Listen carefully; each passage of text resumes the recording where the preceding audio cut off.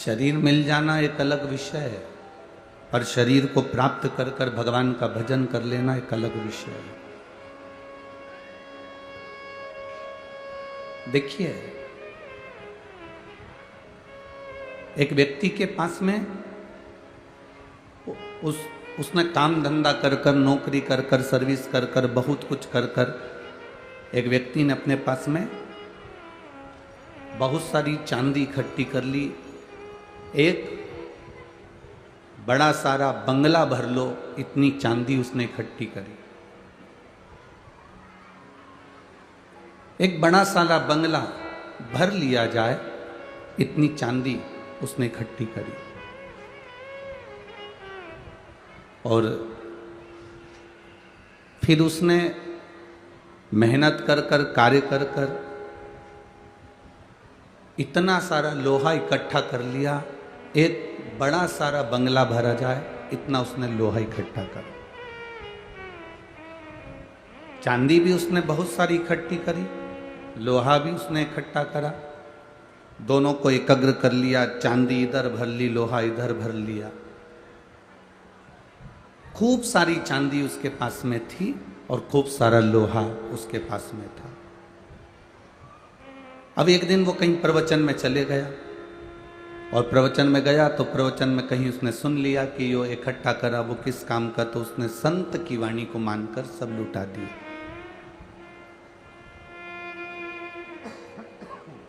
अपने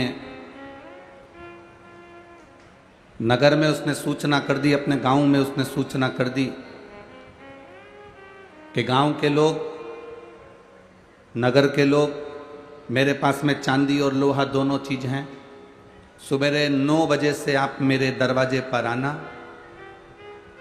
सब लूट के ले जाना। अब चांदी भी लूट लो, लोहा भी लूट लो।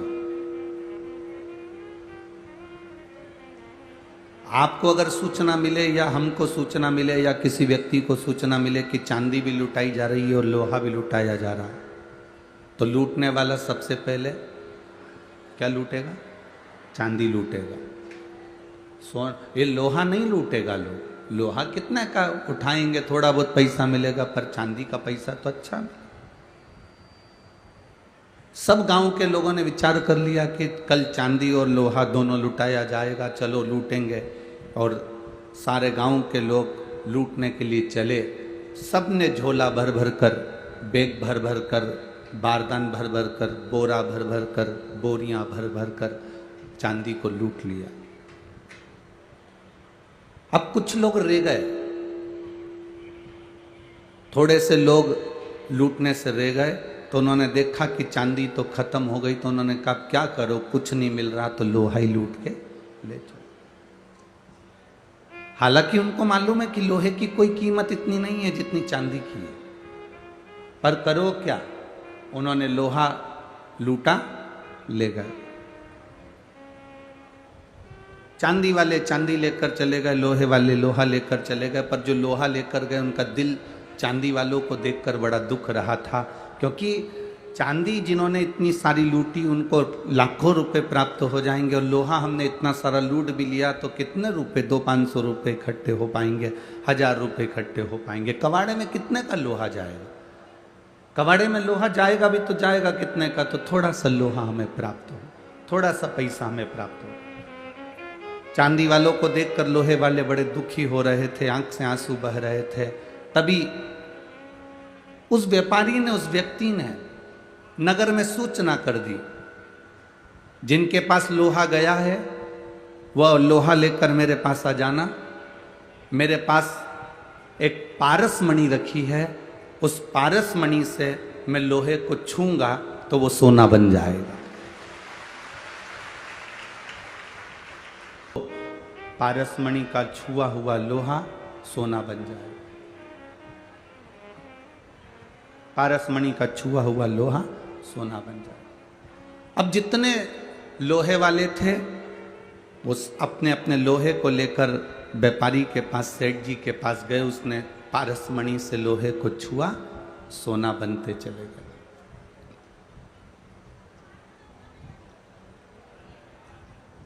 लोहे को छुआ सोना बन गया। लोहे को छूते ही वो सोना बनते चले गए। अब लोहे वाले पहले रो रहे थे चांदी वालों को देख कर कि कितनी चांदी है, कितनी महंगी बिकेगी, कितना पैसा आएगा, कितना वैभव आएगा, कितना धन आएगा। अब लोहे के जितने जितने सामान थे उनको छूते से ही वो सोने का बन गया, कीमती बन गया। बस ये चांदी और ये सोना, यही हमारी जिंदगी है। हम दुनिया के बहुत सारे लोगों को देखकर सोचते हैं काय का शरीर पाया रे, काय की जिंदगी पाई, ऐसा जीवन तो नरक हो गया। कितनी अच्छी जिंदगी जी रहे हैं लोग, 4 व्हीलर गाड़ी में घूम रहे हैं, खूब अच्छे बंगले में रह रहे हैं, खूब अच्छे अच्छे उनके घर में गार्डन है, बंगला है, दुकान है, व्यापार है, व्यवसाय है। हम चांदी वालों को देखकर अंदर से विचार करते हैं कि उन्होंने कितना कमाया और अपन अपने आप को लोहे का समझते हैं। मेरा निवेदन, लोहे के बनने के बाद भी इस शरीर को पाने के बाद टेंशन लेने की जरूरत नहीं है। शिव महापुराण वो पारसमणि है जो लोहे को छूती है तो सोना बना देती है। अपने आप को कोसना नहीं है हमको, अपने आप को हमें देखकर दुखी नहीं होना कि मेरी जिंदगी में कितना दुख लिखा है, मेरे जीवन में कितना कष्ट लिखा है, मेरी जिंदगी में कितनी तकलीफें लिखी हैं, ये देखकर हमें रोना नहीं है। एक पत्र में किसी बहन ने लिखा जिसकी लड़की मर गई, जिसका लड़का मर गया, एक ही कुल के अंदर एक लड़का था, वो कुल का लड़का भी शांत हो गया। अब रोती बिलखती, कुल में एक लड़का था वो भी मर गया, लड़की भी मर गई, लड़का भी मर गया, पूरा परिवार अस्त व्यस्त हो गया। लिखा पत्र में किसी ने अपने एक पत्र को लिखा। मैं कोटा राजस्थान निवासी गोविंद सिंह पत्नी कला सिसोदिया हूँ। कहीं बैठी हो तो हाथ हिला सकती हैं। मैं गोविंद सिंह पत्नी कला सिसोदिया हूँ। कहीं बैठी हैं? आप ही हैं? दोनों हाथ हिला दो एक बार। कला सिसोदिया हूँ। गुरुजी, मेरी दुख की व्याथा का मैं क्या वर्णन करूं। 16 अक्टूबर 2011 को मेरी पुत्री 12.5 वर्ष की थी, वो चली गई। 20 जून 2020 को मेरा पुत्र जो कि 20 वर्ष का था वो चले गया। पहले कितने साल की गई लड़की? जम के बोलो जरा। 11 वर्ष की। लड़का कितने साल का गया? 20 साल का लड़का चले गया। गुरुदेव, दुख का पहाड़ टूट गया, पूरा खानदान हिल गया, क्योंकि कुल का इकलौता दीपक भी चले गया। रोते बिलखते करते क्या, उम्र भी ढल गई थी। बच्चे का कोई चांस, डॉक्टर ने मना कर दिया था कि अब कोई चांस नहीं है, संतान नहीं हो सकती। जहाँ रजो धर्म नहीं, संतान का सुख क्या, कैसे संतान प्राप्त हो। गुरुदेव, तब किसी ने कहा कि शिव जी की भक्ति करो। सियोर वाला महाराज कथा करता है आस्था चैनल पर, एक बार आसन लगा के टीवी के सामने ही सुन लो। टीवी के सामने कथा बैठकर सुनी, बाबा से प्रार्थना करी, मेरा बेटा बेटी दोनों चले गए, कुल का दीपक चले गया, मेरी शादी को सालों हो गए, मेरा लड़का जब 20 साल का चले गया तो संतान की प्राप्ति कहा।